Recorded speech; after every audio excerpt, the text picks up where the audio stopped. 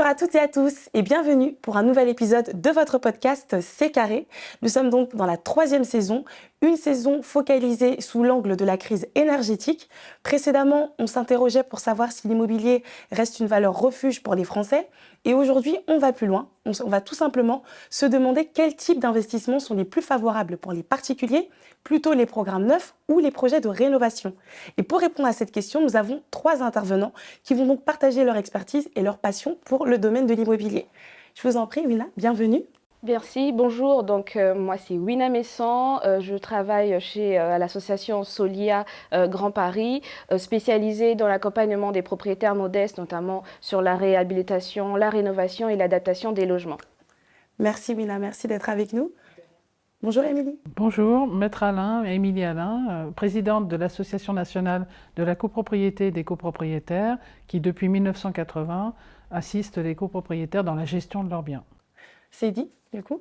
Bonjour Sabrina, je suis Seydi RN, cofondateur de la société Diagadum.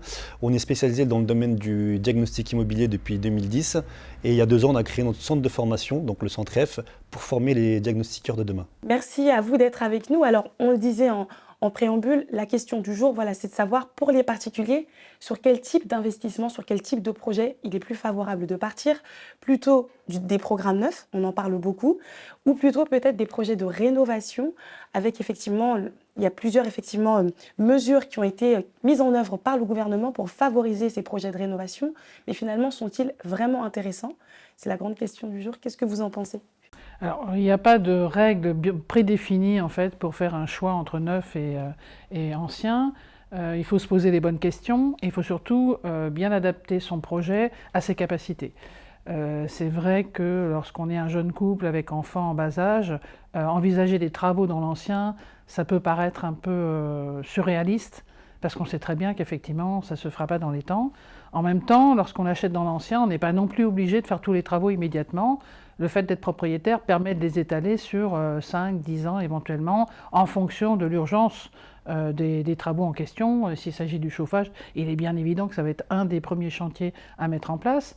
Après, tout dépend effectivement des capacités financières, parce que acheter du neuf, ça suppose effectivement d'avoir des revenus relativement conséquents, parce qu'aujourd'hui le neuf est très cher, et que les emprunts sont de plus en plus difficiles à obtenir. Sur 3 dossiers qui sont déposés, il y en a au moins 2 qui sont rejetés. Donc il faut savoir que c'est aussi un handicap dans l'achat du neuf. Et puis l'avantage de l'ancien, c'est qu'effectivement, vous pouvez la trouver dans des lieux qui sont plus centraux que le neuf. Le neuf en général est plutôt construit, comme on vient de le dire, faute de disponibilité foncière vers l'extérieur des villes, alors que la plupart des familles ont besoin d'être très centralisées pour les transports en commun, pour les crèches, etc. Donc tout dépend de la composition du foyer, tout dépend des besoins. Si c'est une personne qui part à la retraite, elle aura plutôt tendance à choisir de l'ancien à l'extérieur ou du neuf en fonction de ses capacités financières. Pour tous les actifs, même si on parle de télétravail aujourd'hui, ça reste quand même d'être le plus proche possible de son travail, de manière à pouvoir y aller, comme on voit aujourd'hui, sans avoir besoin de sa voiture, parce que ça peut aussi poser des problèmes, et sans avoir besoin non plus d'un réseau qui fonctionne plus ou moins bien, parce qu'on voit bien que même les habitations récentes qui sont dans des régions relativement proches de Paris, les transports en commun ne sont pas très fiables, et donc ça suppose effectivement des retards à l'arrivée, et donc peut-être des problèmes avec son employeur. Donc tous ces éléments-là sont à prendre en compte, c'est-à-dire est-ce qu'on a une capacité d'acheter du neuf ? Est-ce qu'on veut du neuf ou est-ce qu'on veut faire son appartement à son image? Parce que le neuf, c'est aussi impersonnel. Ça a été construit par un promoteur avec des idées préconçues sur le choix des gens en termes de matière et de couleur. Et est-ce qu'on a envie, est-ce qu'on a les capacités aussi de rénover? Parce que la rénovation, ça suppose soit de prévoir le budget de rénovation dès l'achat, donc de pouvoir emprunter à la fois pour l'achat et pour les travaux, ou alors de prévoir de les faire soi-même, sachant qu'il ne faut jamais surestimer ses capacités de disponibilité par rapport aux travaux, parce que souvent, lorsque ça dure trop longtemps, on finit par baisser les bras et laisser une partie de la rénovation non effectuée pendant des années. Donc il faut bien partir sur le principe que si on veut vraiment acheter dans l'ancien, il faut prévoir les fonds de travaux dans le prix d'achat, donc emprunter sur la totalité, et deuxièmement, prévoir les travaux de manière très rapprochée pour éviter effectivement d'avoir des travaux qui vont durer dans le temps et qui vont finir par lasser. Après, Si on a les moyens de prendre des prestataires, ça effectivement, ça permettra d'aller beaucoup plus vite. Mais effectivement, tout dépend du budget qu'on a, du projet et du budget qu'on a de disponible pour pouvoir engager ce genre de projet. Et donc, en fonction de ses capacités financières et disponibles, on va opter pour l'un ou pour l'autre. Les deux sont possibles. Maintenant, effectivement, il y a quand même moins de programmes neufs que de logements anciens. Donc, en fonction de son choix de lieu de vie, on n'aura peut-être tout simplement pas le choix et il faudra s'orienter vers l'ancien. Merci pour cette réponse très complète. Et finalement, on retient que tout va partir, le point de départ, c'est notre situation personnelle et le projet qu'on veut effectivement dans l'investissement. Mais c'est intéressant, on va notamment reparler justement de ces travaux, parce qu'il y a beaucoup de personnes qui s'engagent comme ça et qui se lancent dans des projets, mais finalement qui n'en finissent pas. Donc c'est notamment un critère aussi à retenir quand on s'engage dans l'ancien, que de bien savoir estimer le coût des travaux et la durée prévue. Cédine, vous en pensez quoi finalement, entre l'ancien et le neuf? Vers quoi faudrait-il mieux s'orienter pour les particuliers? On parle vraiment de la cible particulier, des personnes qui veulent en faire leur résidence principale. Effectivement, c'est vraiment, ça dépend de la situation de chaque personne. Mais pour parler un peu du contexte, il faut savoir que la France est signataire du Pacte vert. Donc on a un objectif, c'est que d'ici 2050, on réduise de 50% les gaz à effet... Ouais, c'est ça, exactement. Les émissions de gaz, en fait, voilà, l'objectif, en fait, d'ici 2050, c'est de réduire les émissions de gaz à effet de serre. Donc, ça veut dire, comme tu le disais tout à l'heure, c'est que le gouvernement pousse, en fait, à cette rénovation. Il y a un constat, on l'a dit dans l'épisode 1, c'est que grâce au DPE, donc diagnostic de performance énergétique, on a vu qu'il y avait à peu près 5,2 millions de passoires énergétiques. Donc il y a des aides qui sont mises en place par le gouvernement pour inciter les personnes en fait à rénover ces passoires énergétiques. Donc, et même en plus de ces passoires énergétiques, l'objectif c'est d'inciter les Français à réduire en fait leur consommation, donc réduire la facture. Donc il y a beaucoup d'aides effectivement qui sont mises en place et la communication est faite dans ce sens-là pour dire allons vers de la rénovation. Rénovant en fait le parc immobilier. Donc ça c'est une très bonne chose, donc forcément ça incite les Français à investir plus dans la rénovation, mais il y a ce contexte un peu financier où cet argent, voilà, on le disait tout à l'heure, c'est que ça représente à peu près une enveloppe de 25 000 €. Cet argent, il faut l'avoir, il faut le financer, soit par des prêts, soit apport personnel, pour ensuite bénéficier de ces aides. Maintenant, pour revenir un peu au neuf, c'est que déjà le marché du neuf, il est un peu à mal en ce moment. L'année dernière, il y a eu à peu près 240 000 constructions, alors que par exemple, si on remonte un peu dans le temps, en 2017, on était à peu près à 450 000. Donc on voit bien qu'il y a une chute considérable, et avec les différents Grenelles, on voit bien qu'en fait, il y a une volonté du gouvernement de baisser un peu ces constructions. Forcément, comme on le disait tout à l'heure, on ne va pas pouvoir construire partout, on ne va pas pouvoir prendre n'importe quel terrain et construire. Donc l'investissement, voilà, c'est difficile de faire un choix, mais l'investissement dans le neuf, en tout cas pour ma part, j'ai l'impression que c'est plus un investissement, c'est des avantages fiscaux en fait, c'est vraiment pour réduire les impôts, pour ce genre de choses, pour profiter de ces avantages qui sont mis en place, notamment avec la loi Pinel, mais qui va être bientôt arrêtée. Dès qu'on parle, nous, avec les propriétaires qu'on rencontre, ils vont rarement, dans un premier temps, se dire « on va investir dans le neuf ». C'est-à-dire que les Français ont plus cette idée de dire « on va investir dans l'ancien » parce qu'il y a ce côté effectivement historique, il y a le quartier, c'est souvent en cœur de ville, on a besoin d'être proche du métro, des commodités. Et aussi l'ancien, on le voit. Ça veut dire qu'on visite un bien ancien, on sent les choses, on se sent bien, voilà. On sait ce qu'on va acheter, alors que se projeter dans le neuf, c'est souvent sur plan. Il faut essayer de se projeter, c'est pas facile pour tout le monde. Donc moi je dirais que voilà, c'est selon vraiment la situation personnelle de ce qu'on souhaite investir. Voilà, si c'est vraiment du côté fiscal, si c'est vraiment un côté coup de cœur, là franchement on va s'orienter plutôt vers de l'ancien.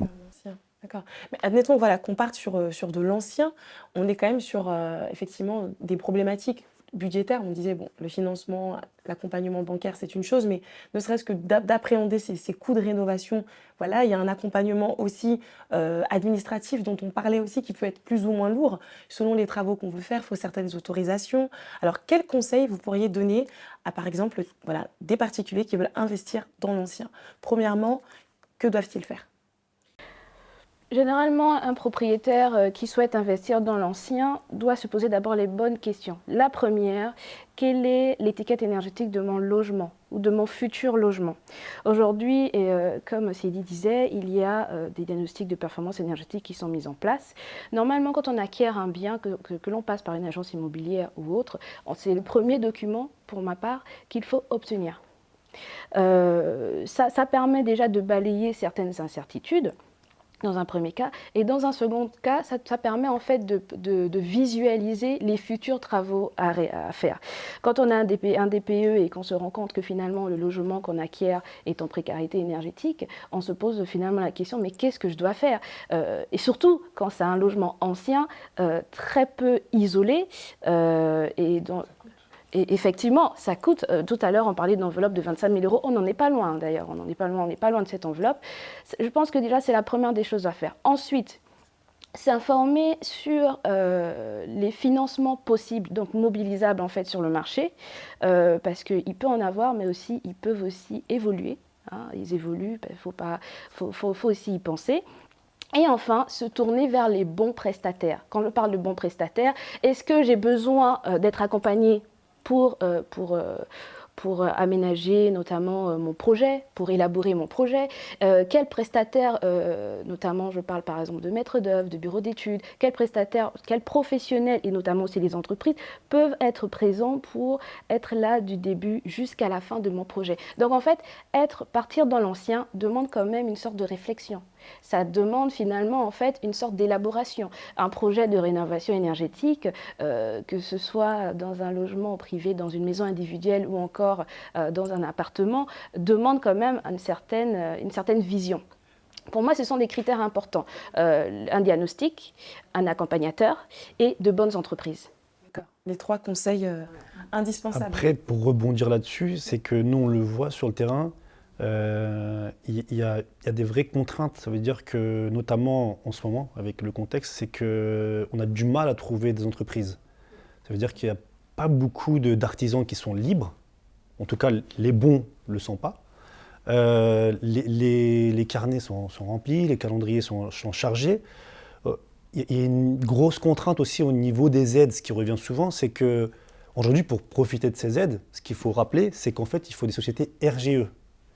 Aujourd'hui, on dénombre à peu près 60 000 en France. Okay, on peut rappeler ce que c'est, une société RGE? C'est reconnu... reconnu garant de l'environnement. Garant de l'environnement. Donc ça veut dire que c'est une société qui est certifiée, qui va réaliser des bons travaux dans l'objectif donc de rendre le logement plus efficace énergétiquement. Maintenant, voilà, comme je disais, ils sont à peu près 60 000. On a 5 millions de passoires thermiques. Donc il y a un moment, il y a une problématique qui se pose. Voilà, ça veut dire que déjà, on a du mal à trouver un artisan, qu'il soit RGE ou pas. Et en plus, ça veut dire, on est en train de dire aux Français, c'est que si vous voulez bénéficier de ces aides, il va falloir trouver une entreprise RGE. Ils ne sont pas nombreux, ils sont chargés. Donc il y a un moment où, si on veut respecter le calendrier, il y a une réelle question qui va se poser. En dehors de ces côtés volonté, bien sûr, on a tous la volonté d'améliorer son bien, on a tous la volonté de baisser sa facture de consommation. En dehors des aides, aujourd'hui, même si elles ne sont pas suffisantes, parce qu'il reste quand même, il faut le rappeler, il reste à peu près 40% de reste à charge pour une famille modeste, et pour une famille aisée, c'est à peu près 80%. Donc ça veut dire sur un projet, 10 000 €, une famille modeste doit quand même sortir de sa poche 4 000 €. Donc en dehors de ça, après on va leur dire troisième chose, c'est qu'il faut trouver en plus l'entreprise et il faut qu'elle soit RGE. Ouais, donc c'est très compliqué finalement de pouvoir bénéficier de tous ces dispositifs. C'est ça. Et de pouvoir en jouir. Après on peut s'orienter vers du neuf, mais comme le rappelait tout à l'heure Émilie, c'est que le neuf ça coûte plus cher, à peu près 20% plus. Ça ne se trouve pas partout. Et ça ne se trouve pas partout. Si c'est un projet voilà, je veux dire, si on a grandi la famille, parce qu'il y a une nouvelle naissance, s'il y a un décès, s'il y a des divorces et qu'on est obligé de vendre maintenant, un projet dans le neuf, parfois il faut attendre 1 an, 1 an et demi avant de l'avoir. Alors que l'ancien, forcément, let's go, c'est là, on y va, 3 mois de notaire, un peu de recherche et puis on y va. Alors il ne faut pas non plus sous-estimer les charges de copropriété quand on achète dans l'ancien, parce que la première chose à faire en fait quand on veut acheter, c'est d'appeler le syndic pour savoir s'il y a des travaux prévisibles ou en tout cas prévus à court terme, parce que ça aussi, ça rend des ravalements ou tout simplement le changement de la chaudière, ce qui peut se passer aujourd'hui si ce sont des chaudières au gaz et qu'un projet a été fait pour changer la chaudière, parce que ça va impacter le budget. Et donc ça risque effectivement d'obérer celui qui est destiné justement aux travaux d'entretien. Sachant que normalement, la première chose qu'on doit prévoir quand on achète de l'ancien, c'est l'isolation et le chauffage. Alors, quand on est dans une collectivité, dans une copropriété où il y a du chauffage collectif, la question se pose moins de l'alimentation, mais par contre, elle se pose sur est-ce que la rénovation de la chaufferie est prévue ou le remplacement, parce que ça va impacter forcément le budget. Mais en tout cas, il y a une chose qui est certaine, c'est que dans tous les logements anciens, il y a au moins un élément, c'est l'isolation de l'appartement. Quel que soit le type de chauffage, c'est véritablement, avant même la couleur de la peinture ou la couleur du parquet ou la nature du parquet, c'est l'isolation de l'appartement. Oui. Qui reste indispensable comme critère. Donc finalement, ce critère de performance énergétique, on peut considérer qu'il va finir par déterminer la valeur des biens. Ça va vraiment entrer en compte. Tout à fait, je peux prendre le cas, c'est un des cas, nous dans notre association on voit souvent certains cas, par exemple on fait de copropriétés qui veulent effectuer des travaux, mais voilà, il faut l'accord en fait de la majorité des copropriétaires, ce qui est évident, mais lorsqu'un propriétaire, lui, il voit tous ces travaux arriver et qu'on lui dit, bah, écoute, on est sans logement, mais le projet de travaux va coûter 1 million, lui il se dit, oulala, ma quote-part, elle est énorme, comment vais-je faire pour financer? Ceux qui ne peuvent pas, essayent de vendre, mais quand l'étiquette énergétique est à FOAG, il y a des choses en fait qu'il faut repenser. C'est-à-dire qu'il y a peut-être preneur, mais le bien finalement va être sous-évalué. Pourquoi? Parce que le futur acquéreur, ce qu'il va dire, c'est « Attendez, vous voulez me vendre un bien, alors que dans 6 mois ou dans 1 an, il va y avoir des travaux. » Donc ce qu'on va faire, c'est que ce qui peut arriver, c'est que souvent les demandeurs, le futur acquéreur, demande à ce que la quote-part soit déduite de la vente du bien. Ce sont des faits qui arrivent, ou sinon c'est une négociation avec le notaire. Mais il arrive très généralement qu'au niveau de la vente, qu'on retire en fait la valeur de la quote-part dans le bien.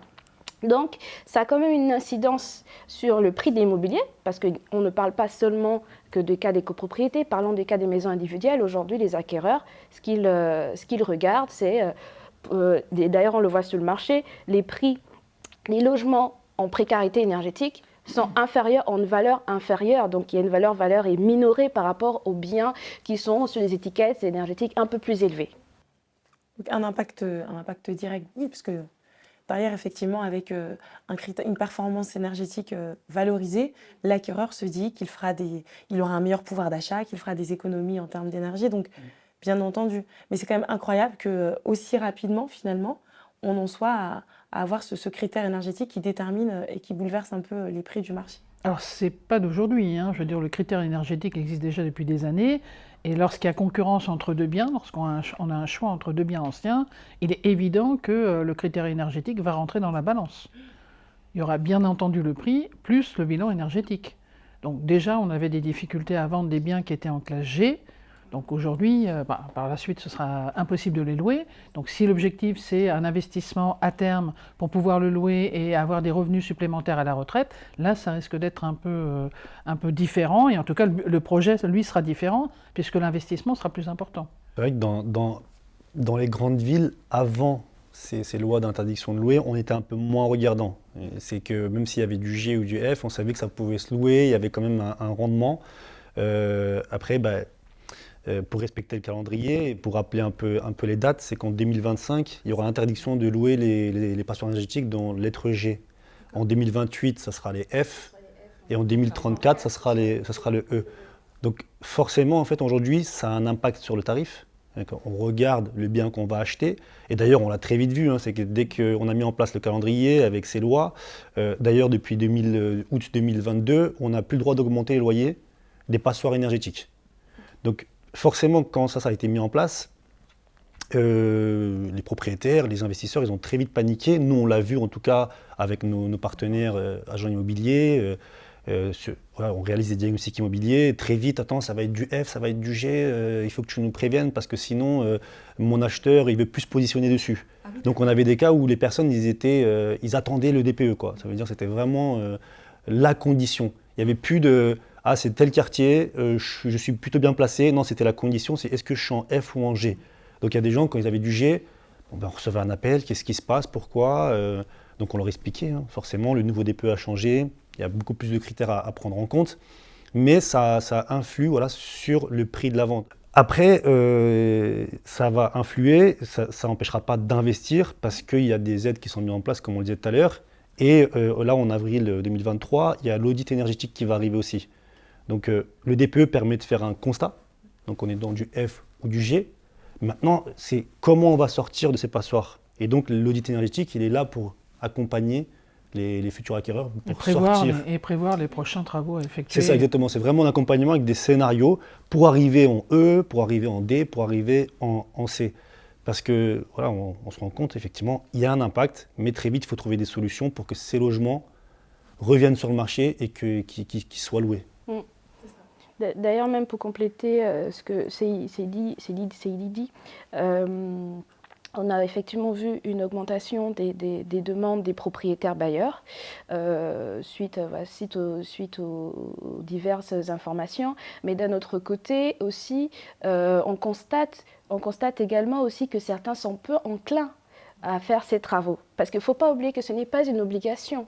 Et aujourd'hui, on a aussi la problématique des marchands de sommeil qui, eux, qui ne pallient pas forcément, qui ne se joignent pas en fait à l'effort de l'État, à l'effort collectif, tout à fait.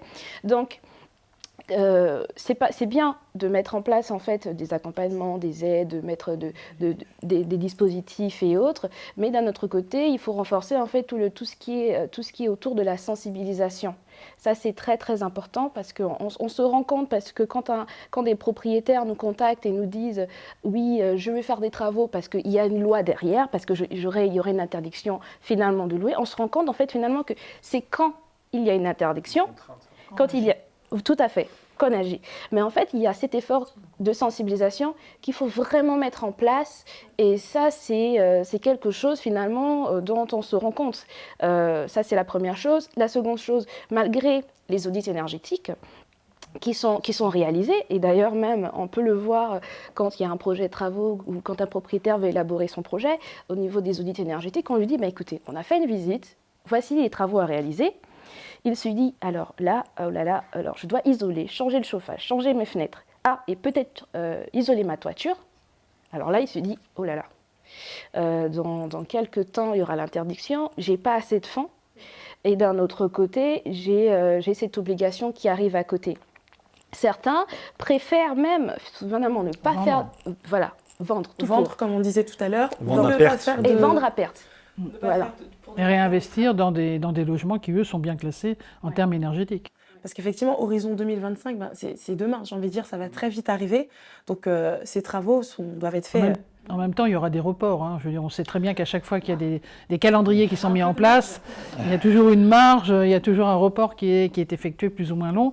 Donc on ne peut pas imaginer que le couperet va tomber de manière unilatérale et de manière immédiate pour toutes les copropriétés. D'abord, il faudrait pouvoir le mettre en application, ce qui va être très difficile, parce qu'on a déjà du mal à inventorier déjà les copropriétés. Donc pour pouvoir les sanctionner, il faut encore les connaître. Et aujourd'hui, le registre des copropriétés n'est pas complet.